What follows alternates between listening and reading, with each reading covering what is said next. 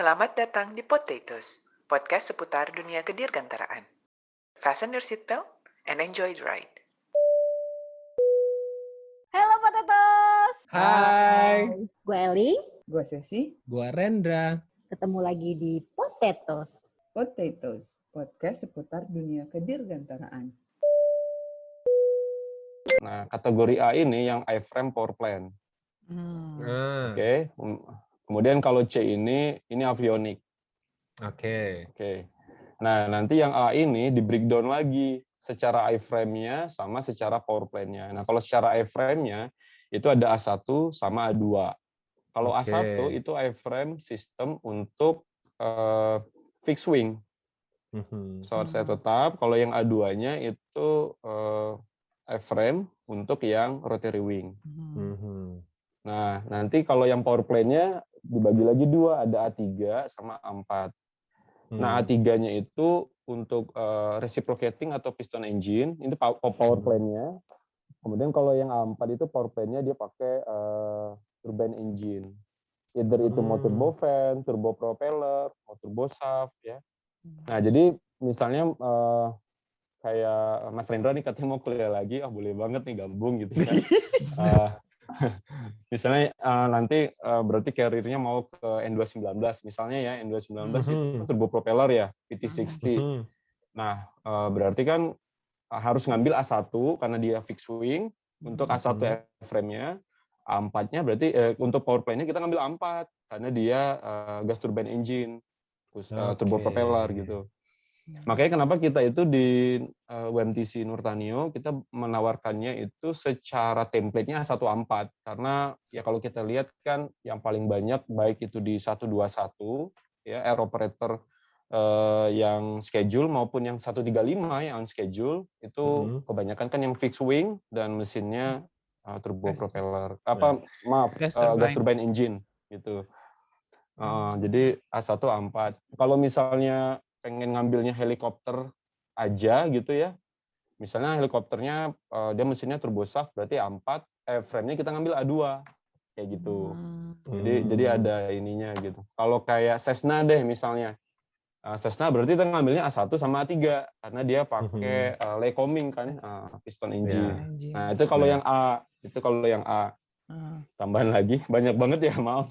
Nggak apa-apa, menarik. Kemudian nanti ada yang C, kalau yang C itu avionik, nanti di breakdown lagi, ada C1, C2, C4. Nah, kalau C1 itu radio, elektronik, C2-nya itu instrumen, C4-nya electrical. C3-nya kemana, Mas? Nggak ada. Jadi cuma memang C1, C2, C4. Emang kayak gitu nggak ada C3-nya. Oke. Berarti kan tadi ada banyak nih ya kategorinya, ada airframe dan tower plant untuk yang A, kemudian ada avionik untuk yang C. Nah, terus kalau untuk personil itu tuh apakah satu orang satu license atau harus ngambil beberapa license atau gimana tuh? Oke, bagus nih pertanyaan Mbak Eling nih. Nah, jadi kalau minimal sebagai EMT itu atau sebagai aircraft maintenance technician, kalau untuk yang kategori A itu dia sekurang-kurangnya harus 2. Dia harus milih airframe-nya apa, power plant-nya apa. Gitu. Misalnya kayak saya airframe-nya ngambil A1 untuk yang fixed wing. Saya ada A4. Terus pengen juga nih nanti coba berkarir ke type rating pesawat yang piston, ya saya ngambil lagi A3 gitu. Tapi kalau saya cuma punya A1 aja, saya nggak bisa. Itu nggak bisa. Itu harus 2. Nggak boleh impair gitu, kayak pincang gitu nggak boleh. Harus ada temennya kalau yang A. Nggak boleh sendirian. Kalau yang A ya? Harus yang A. Kalau yang C boleh sendiri? Atau nah, harus kalau yang C tiga-tiganya? itu terhitung dari amandemen 2017 itu harus ketiga-tiga paketnya harus diambil. Kalau yang C. Yang C1, C2, C4. Kalau dulu sih masih oke ya. Karena dulu itu misalnya C1 aja radio misalnya. Kayak saya misalnya ngambil radio, nah itu saya akhirnya di shop. Saya hanya di shop, khusus handling, repair, alteration, atau apapun itu yang saya maintain, yang bagian radio. Nah, tapi kalau sekarang ada lagi AMTO khusus untuk yang komponen, namanya COMA. Beda lagi, ada lagi gitu. COMA itu khusus untuk Component Maintenance Approval. Nah, karena ada COMA baru itu, akhirnya yang C itu harus ngambil tiga-tiganya. Ya ini karena impact-nya makin kesini kan pesawat makin MEA ya, more electrical aircraft gitu, Mbak, Mas. Dan Jadi, nggak bisa dipisah-pisah gitu ya elektriknya ya? ya nggak Lebih bisa dipisah-pisah, lebih integrated modul gitu ya, terus juga LRU-nya banyak, line replaceable unit-nya banyak, jadi mau nggak mau harus dipisahkan. Kalau dulu sih yang COMA itu bisa dikatakan hanya ngambil satu kategori aja bisa, sekarang udah nggak bisa lagi. Tapi itu trennya udah ada dari EASA duluan sih, udah ada trennya. Kita sebenarnya ngelihat tren itu terus adopting tren itu di EASA Eropa gitu. Oke. Nah, ini karena rumit dan banyak sekali ya. Nih, Mas saya coba simulasi nih. Misal saya adalah anak baru lulusan SMA, ya kan? Nah, terus tahu ada UNUR nih. Wah, menarik kayaknya. Tapi pasti kan saya sebagai lulusan SMA sebenarnya goals-nya adalah careers nih. Maksudnya saya pengen berkarir di aviasi dan pengen jadi EMT tadi. Nah, tadi udah diterangin kalau misalnya mau ngurusin airframe sama power plant, ngambil A1. Kalau mau ngambil yang terkait dengan avionics, ngambil C. Nah, tapi kan itu pekerjaannya nih. Misalnya nih, mau jadi teknisi pesawat Boeing misalnya, yang B737. Nah, tapi di bagian apanya, terus harus ngambil apanya gitu. Jadi sebenarnya kalau di maintenance ini, kalau secara garis besar tuh ada dua, ada line maintenance sama yang base maintenance. Oke. Nah, biasanya kalau yang line maintenance ini kan untuk perawatannya tidak terlalu berat ya. Ada beberapa, ada daily check gitu ya, ada E-check, B-check, C-check, D-check itu letter check. Makin menuju jauh ke C sama ke D letternya atau huruf checknya itu makin menuju ke heavy maintenance. Nah, biasanya kalau udah C-check atau D-check itu heavy maintenance-nya pasti ke hanggar. Hanggar itu pasti base maintenance. Nah, di situ ngumpulnya banyak itu yang orang C, yang orang A. Nah, kebanyakan kalau yang A ini, kalau di line maintenance itu memang mayoritas itu yang A ya. Misalnya kayak saya dulu, kebetulan pesawatnya itu wide body semua ya, di KT ada Boeing 777, ada 330, ada 350 yang baru. Nah, itu daily check untuk yang line maintenance-nya itu pakai A14 udah pas banget gitu. Kalau yang C biasanya kalau di line maintenance itu nggak jadi prioritas, lebih prioritasnya yang A. Tapi yang orang C itu dia akan padat karyanya ketika di base maintenance. Ketika ada instrumen yang sifatnya navigation, communication, instrumen, radio gitu-gitu, itu kan kalau misalnya ada failure, ada troubleshoot, itu dibawa ke base maintenance. Nah, di situ banyak orang-orang C juga, A juga banyak karena ya itu tadi ya, sampai ke C dan ke D-check gitu. Mungkin dulu kalau masih ingat belajar itu prosedur perawatan kan ada yang MSG ya, maintenance steering group kayak begitu. Nah, ada yang pakai letter check, ada yang modelnya progressive maintenance-nya. Itu kembali lagi ke continuity atau continuous airworthiness maintenance programnya si maskapai tersebut. Nah, ini kan udah kelihatan ya udah ada entitas baik itu yang AMO MRO bengkel pesawat sama si airline-nya. Nah, di tengah-tengahnya airliner-nya, pesawat yang digunakan oleh si airline ini gitu. Jadi secara gamblangnya seperti itu, Mas Rendra. Jadi ada base maintenance, ada line maintenance. Tapi kalau yang ngumpul semua yang kategori A sama C itu ada di base maintenance, atau di hanggar seperti itu. Ini satu lagi, boleh. Requirement yang cukup penting juga kalau di CSR 465 ya untuk licensing of aircraft maintenance. Tadi Mbak Eling kan sempat nanya apakah harus di bawah pendidikan aja atau harus di bawah organisasi tertentu. Sebenarnya ketika misalnya anak lulusan SMK nih, dia nggak punya basic certificate, udah kerja di AMO, di bengkel pesawat ya. Nanti di situ mereka dihitung experience-nya, Mbak, Mas. Kalau dia nanti dikasih logbook, terus kemudian dia harus ngisi practical experience dia di sana. dalam tahapan prosedur tuh kayak gimana ngerjainnya, praktisisnya gimana, material, tools, dan yang lain-lainnya itu selama 48 bulan, ya, atau sekitar 4 tahun. Nah, nanti dia udah bisa mengajukan untuk ujian tertulis dan oral di DKPPU. Jadi nggak harus ikut di pendidikan, tetapi 4 tahun. Iya, Nah, kalau gitu. pendidikan Kita bisa, cukup 18 bulan ya. Nah, cukup 18 bulan. Nah, itu bentuk accelerated-nya. Nah, itu kalau untuk yang 2 tadi, yang misalnya A1 atau A4 gitu ya. Atau yang C 3-3-nya. Tapi kalau pengen semuanya itu 6 tahun di ininya. Udah Jadi kayak dokter ya, dokter Pengalamannya. pesawat. Iya, makanya tadi kita bahasnya di sistem pendidikannya jatuhnya sertifikat itu kan kayak apa ya? Lisensi sama sertifikat kayak ke spesialis ya. Tapi secara vokasi gitu ya. Seperti itu. Iya.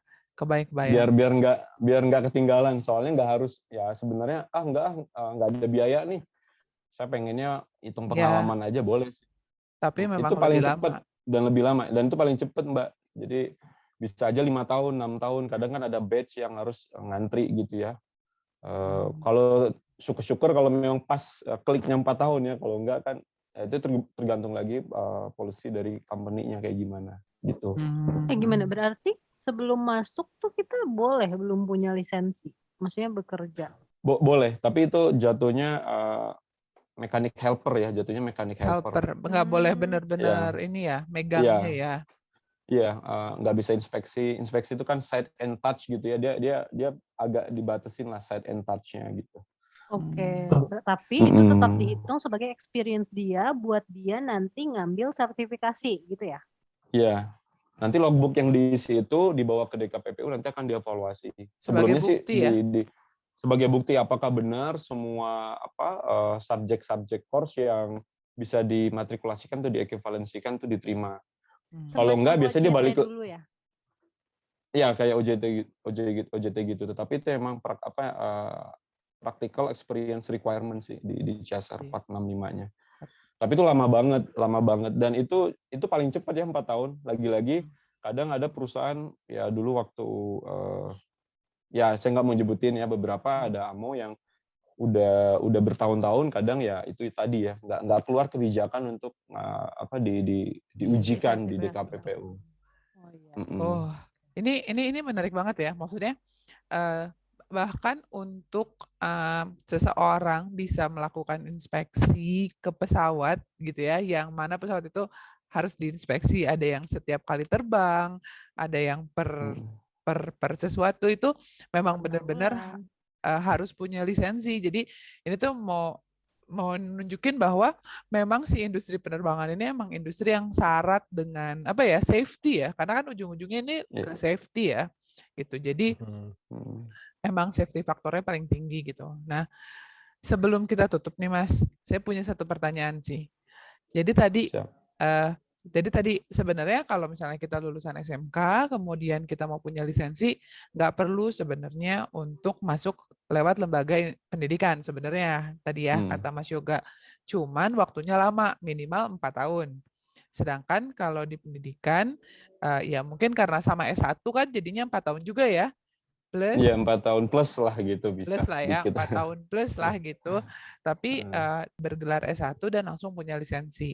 Tapi saya jadi kebayangin nih kalau balik lagi jadi kuliah nih kan, tadi Rendra mau kuliah lagi ya Ren ya? Amin. Ya, lu tuh berarti lu kuliah S1 ya? Terus udah lu kuliah S1 berarti belajar buat sertifikat dulu kan? Kemudian belajar lagi buat lulus lisensi gitu. Berarti nih ketika mau lulus banyak banget ujiannya. Apa nggak susah?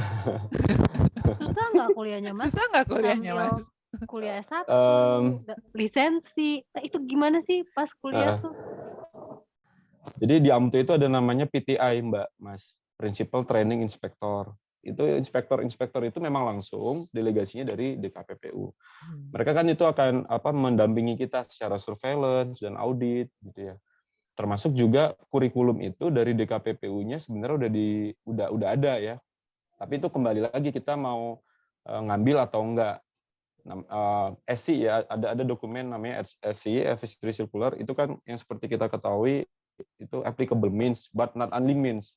Kalau kita udah pakai ya harus dipakai semuanya gitu, nggak Iya. boleh cuman setengah-setengah aja. Nah itu kurikulum itu kalau memang kita pakai yang disediain dari di KPPU itu harus semuanya kita ambil. Nah kita sejauh ini dimudahkan dengan itu. Tapi itu yang paling minimum requirement. Kalau kita mau ditambahkan boleh gitu. Setelah kita adopt nanti kita tambahkan. Nah itu semua jumlah jamnya itu 3.000 jam. Baik teori dan praktikal. Nah, karena kita kurikulum dikti itu ke SKS, jadi kita harus mengubah yang 3.000 jam tadi ke SKS. Itu nanti didistribusiin tiap semester 1 sampai 8. Jadi akhirnya dipaketin satu semesternya 20 sampai 22 SKS, Mas, kayak gitu. Jadi cukup ya hektik sih sebenarnya ya. Karena 22 SKS itu lumayan banyak dan itu paket lagi kan. Jadi kalau mau misalnya ada gagal mata kuliah, mau ngambil ke bawah nih misalnya, di saat itu kita udah mentok 22 SKS, itu agak sulit sih. Makanya memang harus benar-benar ya jangan sampai ada fail lah gitu. Nah, itu harus nilainya harus B. Karena di CSR-nya mengatakan kalau kita satu mata kuliah itu kurang dari 70% dari pencapaian, nah, itu kita harus ngulang, kita harus resiting lagi atau remedial. Nah, 70% itu kita terjemahkan di dikti itu adalah nilainya indeksnya B kayak gitu. Jadi harus B minimal. Iya. Kalau untuk AMTO, untuk mata kuliah AMTO-nya. Iya. Tapi nggak semua mata kuliah itu berarti mata kuliah AMTO ya? Ya enggak, ada mata kuliah dikti kok. Kayak yang khusus untuk yang aeronautical engineer itu ada. Nanti untuk yang ya nabung dari sekarang ingin jadi AMEL atau AME ya, aircraft maintenance engineer itu ada. Nah, inilah yang membedakan kita capaiannya itu ada yang bisa jadi aeronautical engineer kayak Mbak Mas, ada yang nanti sebagai AME, aircraft maintenance engineer. Bedanya kan kalau aeronautical engineer bidangnya khusus ya, tetapi pada saat kerjanya kan tuh teamwork. Dari proses desain sampai sertifikasi dan pasca penjualan juga nanti kan ada ya beberapa kayak sekarang N19 ada amandemen untuk TC-nya itu aeronautical engineer lah gitu yang bukan proses per desain orangnya ya? Proses desain itu yang di lisensinya itu bukan orangnya tapi perusahaannya karena dia teamwork tapi yang dipelajari spesifik. Nah kalau di aircraft maintenance engineer ini belajar itu dari yang general, kita belajar semua sistem tapi nggak mendalam. Misalnya gini deh, kita bahas satu ya, tentang air conditioning gitu ya. Kalau di aeronautical engineer, kita kan itu ngupasnya sampai dalam ya. Nggak cuma superficialnya aja sampai dalam. Misalnya, kayak gimana sih cara kerjanya evaporator, kondensator, secara termodinamika, secara heat transfer itu beneran dianalisis gitu kan. Tapi kalau di AMTO ini, di mata kuliah AMTO, itu sebenarnya lebih ke general. Jadi kita harus tahu kalau ini rusak, troubleshoot-nya gimana. Seperti itu. Apa-apa aja hal-hal yang jadi precaution. Mana cara maintain-nya itu kayak gimana. Jadi makanya sistemnya banyak, tapi bukan berarti itu mendalam secara aeronautical, enggak. Hanya secara prosedural aja. Jadi nggak terlalu sulit kok. Kalau dibandingkan yang aeronautical. Sebenarnya ya nggak terlalu sulit kok sebenarnya karena sifatnya general, tetapi pas kerjanya nanti spesifik. Makanya kenapa harus diberi license. Sama kayak pilot juga kan, pilot kan sebenarnya pas belajarnya ya semua dipelajari ya, tapi nggak dalam gitu. Pas kerjanya baru spesifik. Ambil rating gitu ya, baru spesifik. Ya, baru spesifik. Walaupun teamwork, tapi kan cuma berdua ya. FO sama captain. Terus yang yang ground crew untuk maintenance juga kan ya nggak banyak juga. Walaupun sebenarnya sama-sama teamwork, tapi kan secara modal padat karyanya kalau aeronautical engineer tuh nggak bisa berdiri sendiri kecuali mungkin setelah lulus masuk kemana ya, misalnya ke perusahaan yang memang melakukan lead banknya kayak bola golf misalnya gitu ya. Kenapa kok dimpel-dimpel gitu? Itu kan juga aeronautical. Itu mungkin beda cerita. Atau mobil sport atau kayak desain helm gitu kan, itu aeronautical juga, atau bilah turbin angin gitu. Seperti itulah sedikit gambarannya perbedaan aeronautical engineer di kita sama yang di aircraft maintenance engineer. Tapi kalau yang S1 dua-duanya ya bisa dipelajari gitu. ya. Mau jadi apa, ada dua kaki gitu. Ya. Gitu. Jadi itu yang membedakan sebenarnya strata 1 di UNUR sama mungkin strata 1 di universitas penerbangan lainnya gitu ya. Karena Iya, betul. dia nanti bisa memilih mau jadi design engineer atau mau jadi maintenance engineer gitu. Membuka lebih Yes. banyak opportunity. Kak, sebelum ditutup, Mas Yoga, saya ada pertanyaan agak bodoh nih. Tidak Kalau ada di pertanyaan UNUR, yang bodoh, tidak boleh seperti itu ya. oh iya, tidak boleh. Yang bodoh itu tidak bertanya sama sekali. Oh iya. Oke. Beda ya kalau Pak dosen. Kayak gitu. Dosen. Oke.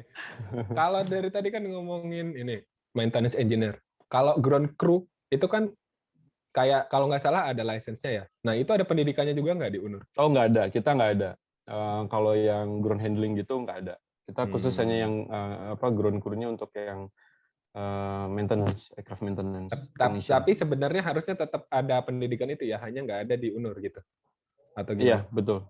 Oh, okay. Betul. Oke. Itu ada bahkan kayak yang tadi Mas sempat cerita Marshall ya, tukang parkir pesawat itu juga ada ininya. Nggak sama dengan tukang parkir yang lainnya soalnya karena vokasinya spesialisnya emang lebih dalam gitu. Iya. Nggak kayak tukang parkir lain ya Mbak ya, kayak apa? Yang tiba-tiba datang gitu ya. Tiba-tiba datang. Iya. Tapi ghostingnya di awal gitu kan. Ghostingnya di awal. Ya ghosting dia hilang gitu kan, tiba-tiba muncul gitu.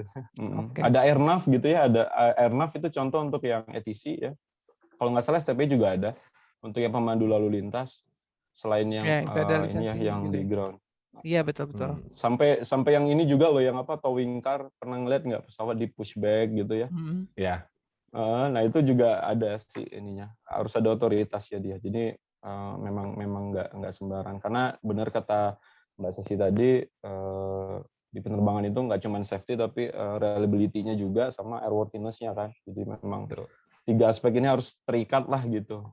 Termasuk orang-orang yang beraktivitas di situ. Bener kan? Siapapun yang masih mempertanyakan naik pesawat itu aman apa enggak, udah terjawab ya. Kayak yang megangnya aja harus terlisensi gitu. Jadi yakinlah itu aman. Bahkan yang towing aja harus terlisensi ya. Benar. Ada pasti trainingnya khusus. Oke, Mas Yoga, ini menarik banget. Tapi kayaknya waktu yang memisahkan kita lah. Mungkin buat closing ini, kalau misalnya nih ada teman-teman yang ngedenger yang mungkin punya adik atau baru lulus SMA, terus pingin kuliah, mungkin bisa diceritain kalau mau kuliah di UNUR, misalnya tertarik di dunia penerbangan dan pingin punya lisensi, pingin masuk ke UNUR, gimana sih caranya?